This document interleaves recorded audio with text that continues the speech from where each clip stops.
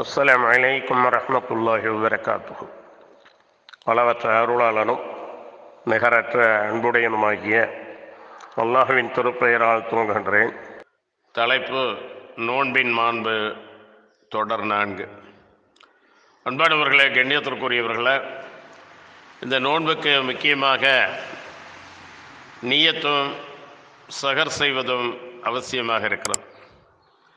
இன்னமல் அஅமாலு பின்னிய்யா, செயல்கள் ஒவ்வொன்றும் எண்ணங்களை பொறுத்ததாக இருக்கின்றது. நான் இந்த ரமலான் மாதம் முழுவதும் நோன்பு வைப்பேன் என்ற எண்ணம் நியத். ஒவ்வொரு இரவிலும் நான் நோன்பை வைக்கின்றேன் என்ற அந்த எண்ணம் நமக்கு அந்த நோன்பின் பலனை பெற்றுத்தரும். எண்ணம் இல்லாமல் செயல் இல்லை. என்ன எண்ணுகிறோமோ அதை செயல் வடிவில் கொண்டு வருவதற்காகத்தான் இந்த நீயா இருந்து கொண்டிருக்கிறது. வார்த்தைகளால் மொழிவதல்ல நீயத், மனதால் எண்ணுவது, அந்த எண்ணத்தின் அடிப்படையில் செயல்படுவது. அடுத்ததாக அல்லாஹுவின் தூதர் ஸல்லல்லாஹு அலைஹி வஸல்லம் அவர்கள் கூறினார்கள், நமது நோன்பிற்கும் வேதக்காரர்களின் நோன்பிற்கும் இடையில் உள்ள வேறுபாடு சஹர் நேரத்தில் உண்பதுதான்.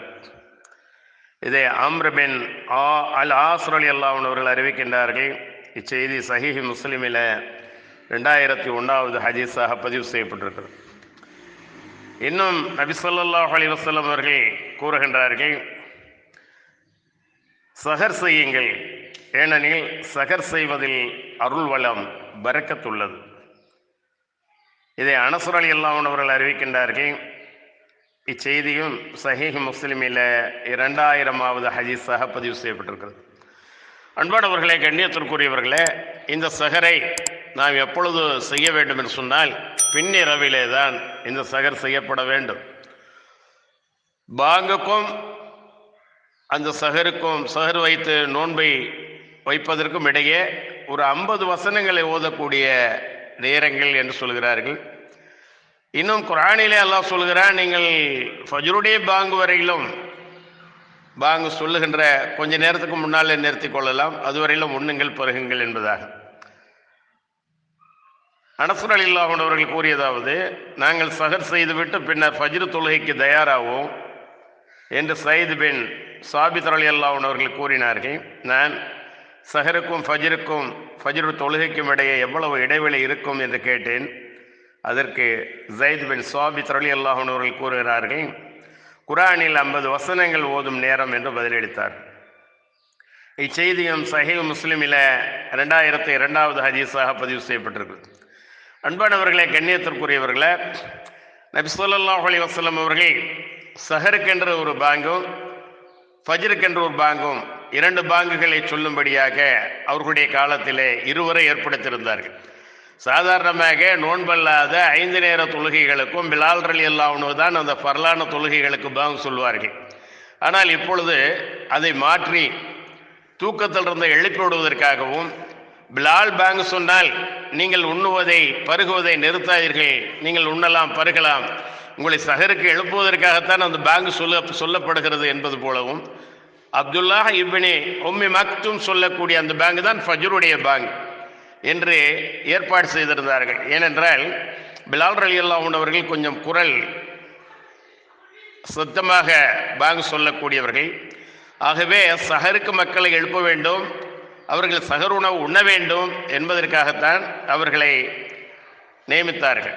நபி ஸல்லல்லாஹு அலைஹி வஸல்லம் அவர்கள் கூறினார்கள், உங்களில் ஒருவர் சஹர் உணவு உண்பதிலிருந்து பிலாலின் தொழுகை அறிவிப்பு அல்லது பிலாலின் அழைப்பு அவரை தடுத்து விட வேண்டாம்.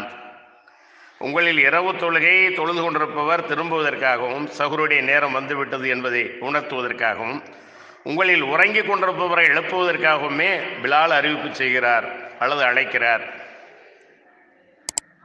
அப்துல்லாஹ் பின் மசூத் ரலியல்லாஹு அன்ஹு அவர்கள் கூறுகின்றார்கள், இதை கூறும்போது அல்லாஹ்வின் தூதர் ஸல்லல்லாஹு அலைஹி வஸல்லம் அவர்கள் தமது கையை கீழே தாழ்த்தி பின்னர் மேலே உயர்த்தி காட்டி, இவ்வாறு கீழ் மேலாக செங்குத்தாக தெரியும் வெளிச்சம் ஃபஜ்ர் அல்ல என்று கூறிவிட்டு பிறகு தம் விரல்களை காட்டி, இவ்வாறு அடிவானில் நாலாபக்கமும் பரவலாக தெரியும் வெளிச்சமே ஃபஜ்ர் ஆகும் என்றும் கூறினார்.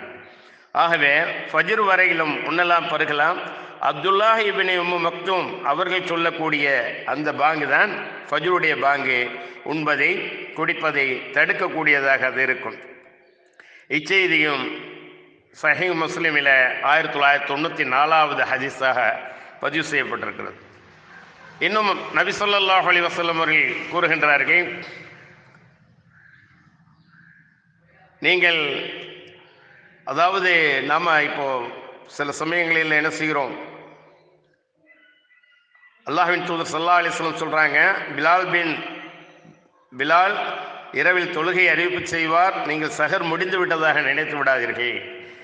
இப்னு உம்மி மக்தூமின் தொழுகை அறிவிப்பை நீங்கள் கேட்கும் வரை உண்ணுங்கள் பருகுங்கள். அதாவது ஃபஜ்ருடைய அந்த பாங்கு கேட்கும் வரையிலும் கூட நாம் தாமதமாக எழுந்தால் அல்லது தொழுது கொண்டிருந்தால் அந்த தொழுகையை முடித்து கொண்டு ஃபஜ்ருடைய பாங்கு வரையிலும் உண்ணலாம் பருகலாம் என்பதை இச்செய்தி நமக்கு அறிவிக்கிறது. அப்துல்லாஹ் பின் உமர் ரலியல்லாஹு அன்ஹு அவர்கள் அறிவிக்கக்கூடிய இச்செய்தி சஹீஹ் முஸ்லிமில் 1992வது ஹதீஸாக பதிவு செய்யப்பட்டிருக்கிறது.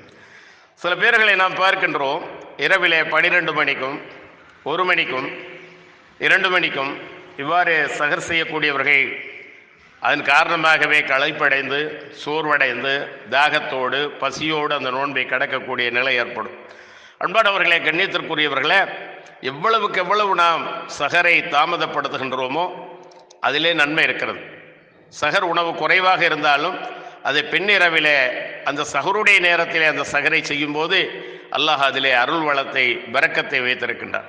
சஹரை பிற்படுத்துவதும் நோன்பை விரைந்து திறப்பதும் மக்கள் இதை செய்யும் காலமெல்லாம் நன்மையில் இருப்பார்கள் என்றும் நபி ஸல்லல்லாஹு அலைஹி வஸல்லம் அவர்கள் கூறியிருக்கின்ற காரணத்தினால் சஹரை எந்த அளவுக்கு பிற்படுத்த முடியுமோ அந்த அளவுக்கு பிற்படுத்தி சஹர் செய்ய வேண்டும்.